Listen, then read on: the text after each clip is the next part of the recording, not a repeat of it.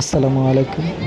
বৃহত্তর গরু বাজার বোলারকুঞ্জা হাটে দেখুন ছোট বড় অসংখ্য গরু বাজার। এখানে ক্রেতা বিক্রেতা পাইকার সকলেই আছে এবং বিভিন্ন দূর দূরান্ত থেকে গরু এসেছে।